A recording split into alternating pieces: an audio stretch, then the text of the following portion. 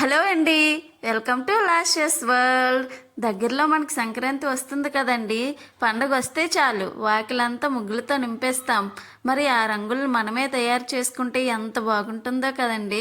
మనం చాలా డబ్బులు పెట్టి కలర్స్ని కొంటాం, కానీ అవి ఎటుకు సరిపోవు కదండి. కాబట్టి ఇక నుండి కలర్స్ని అస్సలు కొనే పని లేదండి. మనం ఇంట్లోనే చక్కగా తయారు చేసుకోవచ్చు. మన చేతులతో చేసుకునే ఆ కలర్స్ మనం వేసుకుంటే ఆ ముగ్గు ఎంత అందంగా వస్తుందో మీరే ఒకసారి ఊహించుకోండి. బాగుంటుంది కదా. రంగులను ఎలా తయారు చేసుకోవాలో ఇక్కడ నేను చూపిస్తాను, వచ్చేయండి. ముందుగా మనకు కావాల్సినవి అయితే బియ్యం పిండి అండి. బియ్యం పిండి లేదా ముగ్గు పిండి, లేదా మీకు ఇంకొక ఆప్షన్ కూడా ఉందండి, ఇసుకతో కూడా ఈ కలర్స్ని కూడా తయారు చేసుకోవచ్చండి. మీ దగ్గర ఏది అవైలబుల్గా ఉంటుందంటే దాంతో తయారు చేసుకోండి. నేనైతే ఇక్కడ బియ్యం పిండి తీసుకుంటున్నానండి.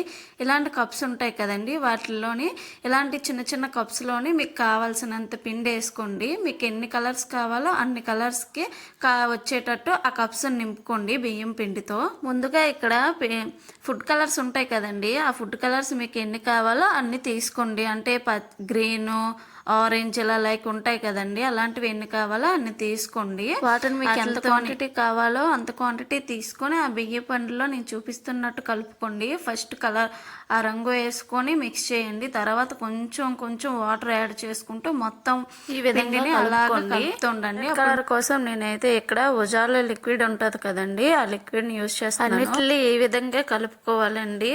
తర్వాత నేను ఇక్కడ పసుపు కుంకుమ కూడా యూజ్ చేశాను, అవి కూడా యూజ్ చేయొచ్చండి. రెండు కలర్స్ మిక్స్ చేస్తూ ఒక కలర్ కూడా చేయొచ్చండి. నేనైతే ఆరెంజ్ అండ్ ఉజాల లిక్విడ్ని కలిపానండి. అయితే అది ఒక బ్రౌన్ కలర్ లాగా వచ్చిందండి. అలా మీరు ఇలాగా ఎన్ని కలర్స్ అయినా తయారు చేసుకోవచ్చండి. ఓ రెండు కలర్స్ని తీసుకొని ఒక దాంట్లో మిక్స్ చేస్తే అది వేరే కలర్గా వస్తుందండి. చూడండి నాకైతే ఎంత చక్కగా వచ్చాయో. అలా కలుపుకున్న కలర్స్ అన్ని పేపర్ పైన సపరేట్గా వేసేసి ఓ 2 hours ఎండలో పెడితే సరిపోద్దండి.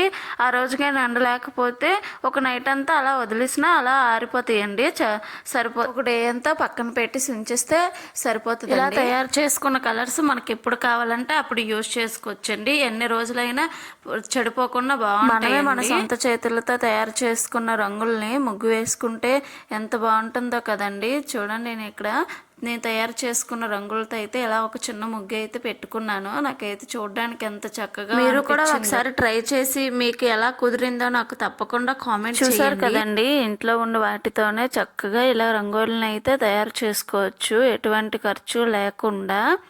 ఐ హోప్ మీ అందరికీ ఈ వీడియో అయితే నచ్చిందని అనుకుంటున్నాను. నచ్చితే ప్లీజ్ లైక్ చేయండి, మీ ఫ్రెండ్స్కి కూడా షేర్ చేయండి. ప్లీజ్ సబ్స్క్రైబ్ చేసుకోరు.